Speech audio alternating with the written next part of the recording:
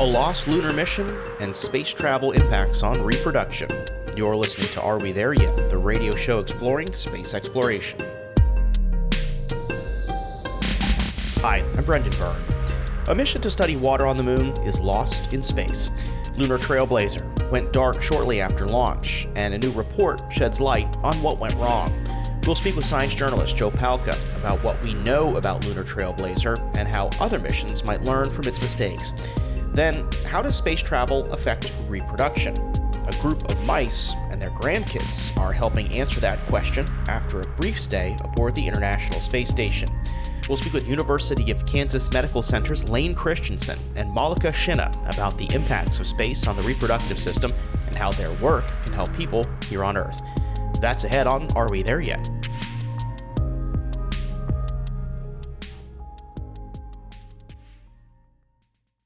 Last year, NASA and its partners launched Lunar Trailblazer, a mission sent to the moon to map water. But shortly after launching, the mission began to have technical issues, like its solar panels pointed away from the sun. And eventually, the mission failed altogether. Last month, NASA released the mission's anomaly report, which detailed what went wrong. Here to talk about Lunar Trailblazer, that report, and some of the information he's gathered in his own reporting on the mission is Joe Palca, a science journalist and former NPR science correspondent. Joe, welcome back to Are We There Yet? It's great to be here. Joe, last time we had you on here, we were talking about Lunar Trailblazer, a mission that you have been following.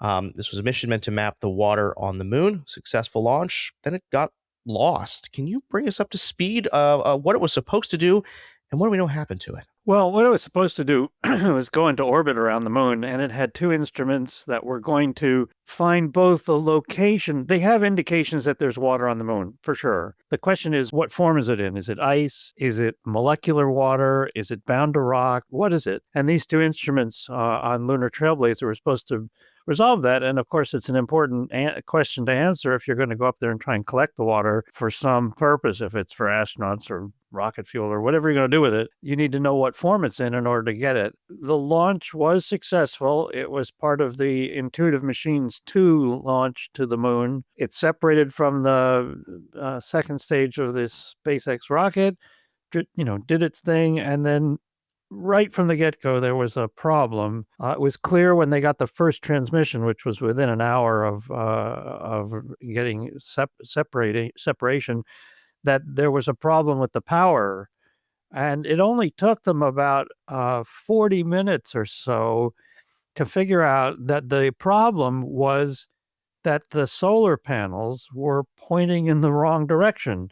So instead of pointing toward the sun and charging the batteries on the spacecraft, there was what's called a phase error or a sign error, and it was pointing 180 degrees away from the sun. That was a problem, but it was a fixable problem. This is where it gets very complicated, but there were all sorts of other alarms that went off. There was a incorrect value for an overvoltage protection level. So the spacecraft thought it was having too much power when it wasn't, and it went into a fault mode, and then the fault mode triggered a radio reset, and a lot of things happened such that by the time they figured out what was wrong with the pointing of the panels, they were facing other problems which made them unable to sync up with the radio. And by the time they figured out what was going wrong with the syncing of the radio, the low power problem had come up because the batteries weren't being charged. And so after, about a day, it went into a low power fault mode and it just was dead, or essentially dead. You've gathered all this information from what was called an anomaly report, right? This comes out after a mission failure? That's right. So NASA, when something goes wrong, there's what's called an anomaly board that's assembled by NASA that looks into it. Lockheed Martin did its internal analysis. NASA went there and interviewed them. They interviewed JPL, which was the NASA center that was in charge of vetting the program that the spacecraft was delivered to, but it was actually being run out of a little room on the campus of Caltech. That was where the control room was. It was a smallish mission. This is a $72 million mission, which is small. I mean, you tell that to medical researchers and their eyes pop out of their head because 72 million is a lot of money. But in this world, space flight, it's small. 72 million, all done on a shoestring. The other thing that happened was that the radio was a commercial off-the-shelf radio. And it seemed that Lockheed Martin didn't quite understand its foibles. But there's an anomaly review board. They met, they published a report or sent a report to NASA in August of 2025. And then I waited and waited and waited, and it arrived in my inbox in February. So it's only been a few weeks since I've had the report and been able to digest it, because a lot of it's very technical. But it does, in my reading, cast a lot of blame is maybe, I don't know, says Lockheed Martin never tested the pointing software before flight. Now, it tested elements of it, but that's something called test like you fly. You're supposed to test it in exactly the conditions that you will be experiencing when the spacecraft takes off, and that never happened. Now, who's responsible for that? Well, somebody wrote the code wrong, or didn't test the code, or didn't test the parameters, and somebody at JPL probably should have noticed that this hadn't been tested and tested it, but it didn't get tested. So it wasn't the only problem, but it was it was a significant, major, tremendous problem, and it got missed. And the strange thing is, Lockheed Martin was selected to build this spacecraft bus because of such an excellent track record it's had in building spacecraft. So they had a different supplier, and they switched because they said, we feel better. Lockheed Martin knows how to do this. So I don't know what to say. Lockheed Martin issued a statement saying we learned a lot of lessons, and we were under some cost constraints, and not very substantial. What they didn't say was, "Oh, I'm sorry, we made a mistake." They just said, we've learned a lot and we'll do better in the future. You're listening to Are We There Yet? From Central Florida Public Media. I'm Brendan Byrne. We're speaking with Joe Palca, a science journalist and former NPR science correspondent, on his reporting on the Lunar Trailblazer mission. Joe, you have been reporting on this for NPR, as well as chatting with us about it. This was supposed to be a very exciting mission, a significant mission in mapping out the water. In speaking with people on the team, how do they deal with a loss of a mission like this? What is the kind of the morale? Gutted, I think, is the word that Bethany Ellman, who was the principal investigator, used. She made the point, and also Lindy Elkins-Tanton, who's the head of Space Science Laboratory at UC Berkeley, and also the PI of another mission called Psyche, which is going to a metal asteroid. But it's a big mission. It's like $1 billion plus mission. They made the point that, look, for a scientist, this is it. You work on this, especially a small mission. It's not like there's another project you can move on to right away.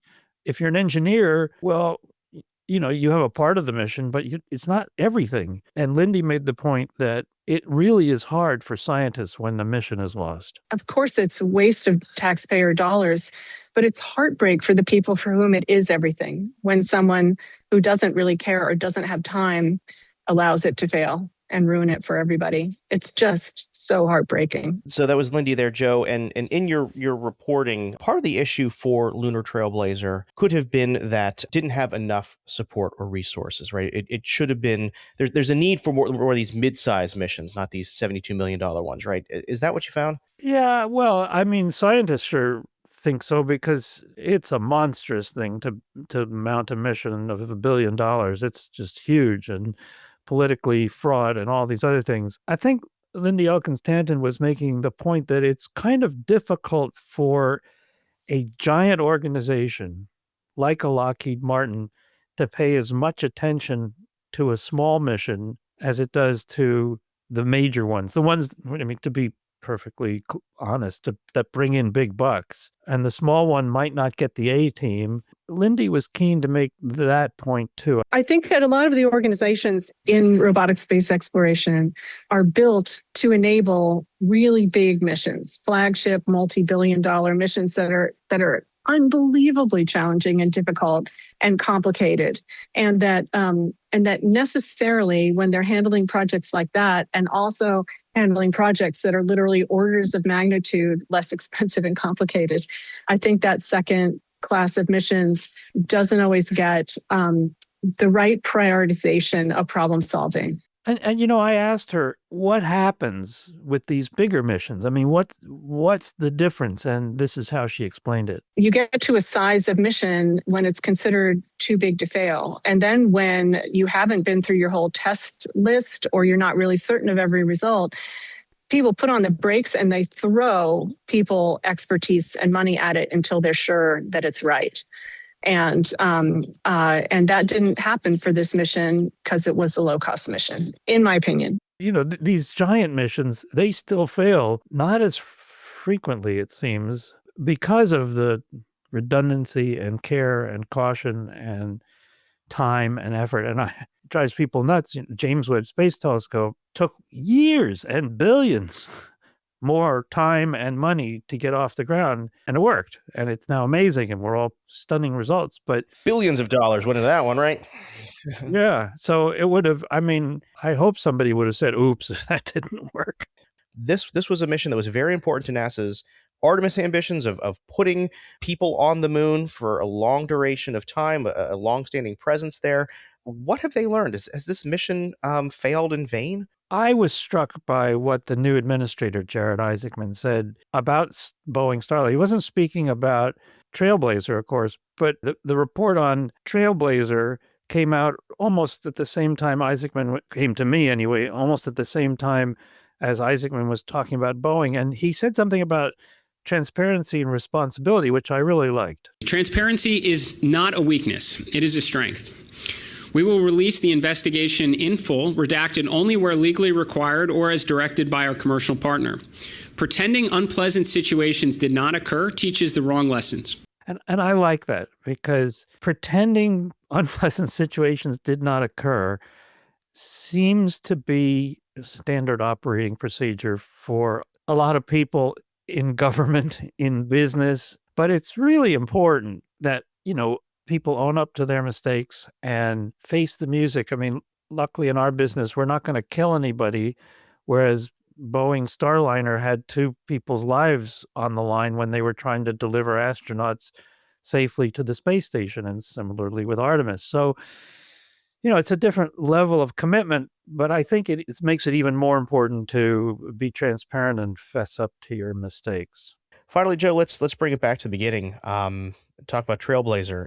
Is there a plan for Trailblazer V2? What's next? Not really. NASA has talked about repurposing some of the instruments. There are obviously the ones that are on the spacecraft are lost. There was a engineering model that was made at Oxford University for the thermal mapper, and certainly the design of the other one was intriguing. It was a multispectral an analyzer that they may be able to repurpose on another mission. So we'll see. I mean, it's right now not certain, I think, but promising. As for another mission like Lunar Trailblazer, not as such, not that I know.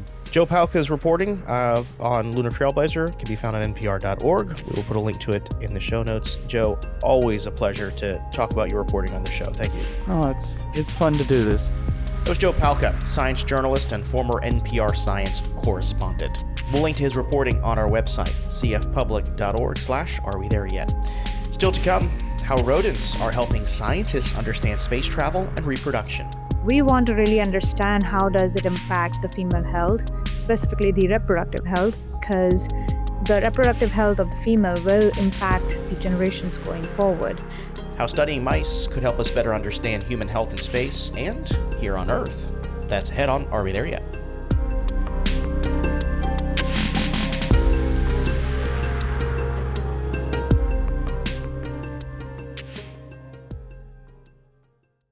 You're listening to Are We There Yet? From Central Florida Public Media. I'm Brendan Byrne.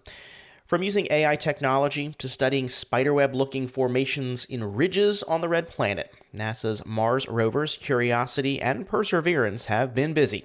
We'll speak with University of Florida's Amy Williams, a member of the rover's science teams, about what the two robots have been up to lately and what's happening on Mars. That's next week on Are We There Yet?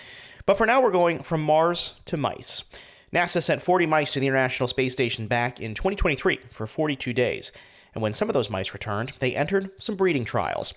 The goal? To see how space could impact the female reproduction of mice, and the results were in the generations of offspring to come. Here to talk more about these trials, the results, and what humans here on Earth can learn from these mice when it comes to reproductive health is University of Kansas Medical Center's Lane Christensen, a professor of cell biology and physiology, and Malika Shinna, a graduate student on the project. Malika, Lane, welcome to Are We There Yet? Thank you. Welcome. Thank you. Malika, I'm going to start with you. Can you just broadly tell us what it is and what questions you're trying to answer? In female health in general, there is not a lot of research done. And a bigger goal from this project is because we have seen an increase in the number of females going to space, we want to really understand how does it impact the female health, specifically the reproductive health, because the reproductive health of the female will impact the generations going forward. The bigger question that we do want to understand is how microgravity impacts the female reproductive organs, specifically the ovary. And also another aspect that we are currently researching on is how the space radiation impacts these organs as well. Mm-hmm. Lane, tell me how you go about doing that. You essentially send mice to space, right? In late 2023, we actually sent 40 mice on a SpaceX rocket to the International Space Station, and they resided there for 42 days. At that point, about half of them returned, and upon return, they had a 4 or 5 day window where they recovered. And then after that, they went into a breeding trial, and we mated them, determined their fertility, and then maintained a series of those pups to study them long term. Malika, what did you find? So we have seen a lot of impacts. We have already seen that the ovarian reserve, that is like people might have heard it, that every female is born with a limited number of eggs. So that gets impacted a lot in the successive generations. And we did see slight differences that these females that returned from space, we did see that their pup count was also reduced. And also when their pups in general, their weight was heavier, they were more risk prone, and also had high metabolic activity. Lane, I know Malika mentioned that there's not much research into it, if any, before this study. So you might not even be able to answer this question, but do you know why that's happening? A lot of, as it relates to reproduction, the studies that happen first are obviously those that are important in sustaining life. So like the heart has to continue to work for the astronauts when they come back from space and things like this. And so very often the reproductive system is one of the last organ systems to be closely evaluated. And in the context of space research, it hasn't really been a major push because most of the astronauts that went into space have been fairly past maybe reproductive age. And so that hasn't been a major issue. But as we have more and more people going into space at a younger age, this becomes a serious concern. Malika, you mentioned, we've got a lot of data on other parts of the body. We know microgravity does have long-term impacts on astronauts. There is certainly something seen in these female mice that came back. Is there any indication as to what the microgravity environment is doing on the reproductive system, or is it too soon to know an answer to that? I think a good answer will be that our paper is supposedly in line to be published. Okay. It's got to get through peer review and then we'll know the answer, right? So our publication is in pipeline, and we are looking at the molecular, like really at the genetic level. There is a method, it's called spatial transcriptomics, where you can look at each gene and where it was located and what was getting upregulated and downregulated. So we are using these state-of-the-art technologies to really dissect that, what the microgravity is doing to the female reproductive health organs. One of the other things that we're looking at, because this has passed through the female germline, since we only sent females into space in this experiment, we're really also looking closely at the mitochondria. All individuals inherit their mitochondria from their mothers. And we're also looking at not only the DNA, but modifications on that DNA called epigenetic marks. There seems to be a lot of genetic consequences of space flight. Is that microgravity? Is that radiation exposure? Is that still unknown? It's probably a combination. Right now, our experiment would suggest that the majority of activity in our experiment would be microgravity. And that's because of where these mice resided. They resided on the International Space Station, and the International Space Station is inside what they call the Van Allen belts. So it's protected from the deep space radiation that an astronaut would receive if they went to the moon or Mars. You got to go about halfway to the moon before you actually get to deep space radiation. That's interesting that it's just the microgravity environment that does that, huh?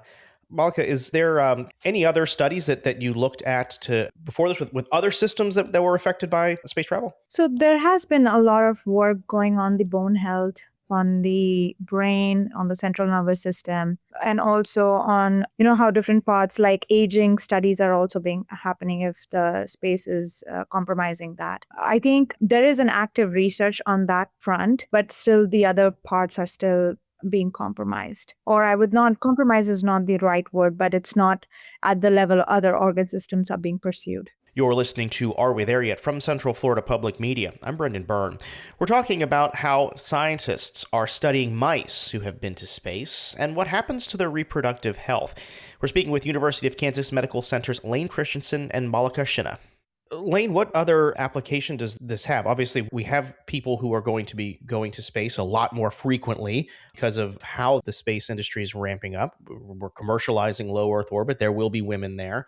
Are there applications for people who don't go to space that this study found? Oh, yeah, absolutely. I mean, and one of those, I think Marlika sort of referred to it slightly there, is the impacts on aging. So space is known to induce a premature aging. And so obviously, if we can understand how that occurs, we can possibly come up with mechanisms to counteract that. And most people that I know are interested in preventing aging. There's a lot of potential in that angle. Additionally, we've made observations that there's changes in the fertility of these animals, and there's some aspects of that disease, and it's called premature ovarian insufficiency. By understanding how that occurred in this exposure, we might be able to make inferences on how that occurs actually on the ground. You're seeing this process sped up, which gives you a little more insight into what's happening. Malika, it may be too premature to answer this question, but we're going to be going into space. That is the plan. Does this have any impact on possibly reproduction in space, right? That is something that we don't know anything about. Reproduction in space, this is pretty premature, I would say. Before going there, we first need to answer how the organs functions, because if they are not functioning at the optimal level, then we cannot really, dissect the question how the reproduction will be in space. I know there has been studies in the past where they have tried to see the development of embryos in space. There has been a lot of research on sperm motility and stuff. But at this point, to sustain the reproduction in space, the ovary and the uteri are two most important organs that needs to be functioning at the optimal level to sustain the reproduction in space. Lane, I want to talk about the experiment itself. These rodents hitched a ride up to space on a SpaceX rocket. How does this kind of access to space, now that there are commercial providers, that has to open up more opportunities for research like you and Malika, right? So this is a very interesting question right now. Just in the last 6 to 9 months, actually, the rodent research program that's been sponsored by NASA and other organizations has actually shut down. So right now, there is no plans to send more mice from NASA to the space station for study. But there was a fair number of experiments still that were to be run. I think that got caught up in budgetary issues. We really think that the rodent research has generated a huge amount of insight into the physiologic effects, and that only can be done with a whole animal. I mean, the things that we've discovered, you would not have been able to do without actually having an animal. There's too many components, too many things to replicate. Right, like a cell on a chip or something, right? You can't do it with a chip. You can't do it with organoids. There's just no way to. And considering, especially when you think about multi-generational, it's just not doable. the impact the rodent research in general, if you think of it, that in human years to do 3-4 generations of research, you need to be alive for 200-300 number of years. But that is something really possible with these rodent systems, because you can see impact that you do not see right in the organism that has flown from space and has experienced a stress condition might trickle down into either the first or the second or the third generation.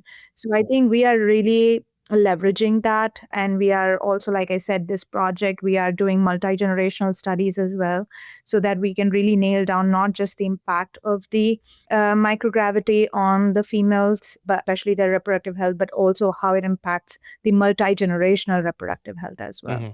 Yeah, I know they came back, about 2 years ago. Are you still continuing to research them and study the different generations? Really? Yes, we are. Yep. Oh, wow. What questions do you still have that you'd like to send up another colony of mice to help answer? There are so many we would like to know, because with this current R20 mission, we have been able to study how the ovary and the uteri are, getting impacted. And one thing that our lab do want to study is that, like you were saying, the commercial is coming up, right? And there is organoid systems that people are trying to leverage to conduct future experiments. But like Lane mentioned, that you still want the whole cohesive physiological system. And the kind of experiments that I would be interested in doing is how we can mitigate those impacts, because long term, you do want to make space sustainable. You do want the research to go forward and space to be accessible. There is a lot of biomanufacturing that is happening. So in order to do that, and if you're really looking for long-term space mission, if you really want to explore Europa and stuff, I think you would want to develop some mitigation strategies. And the kind of experiments we would want to do going forward is to see what we can develop, how we can reduce those effects, how we can make space, some more sustainable. That would be a bigger goal. Some of this really points to not only mitigation, but just things that we can do in advance for the astronauts before they go. Lots of techniques that we use on the ground already: in vitro fertilization, storage of oocytes, things of that nature. Something that we can recommend to astronauts depending on their age and their length of stay and those type of things, what they might want to do to preserve their fertility, so when they come back, they can have families and things of this nature. Fascinating research. Thank you both for sharing it. Malika, Lane, thank you for joining us. Thank you so much. Thank you. That was University of Kansas Medical Center's Lane Christensen and Malika Shinna. That's going to do it for this week's show. If you're not already, be sure to subscribe to the show's podcast feed so you never miss an episode. Do that on Apple Podcasts, Spotify, or really wherever you get your podcasts. Stay connected with the show. Follow us on social media. You can find us on Instagram and Facebook. We're at AWTY Space. And if you got an idea for a future episode of the show, or you think you might make a good guest, well, reach out to us. Our email is arewethereyet@cfpublic.org. Are We There Yet is a production of Central Florida Public Media. Our intern is Orion Boone. Our producer is Marion Summerall. Editorial guidance comes from Latoya Dennis. Support for Are We There Yet comes from our listeners. Until next week, I'm Brendan Byrne. Thanks for listening.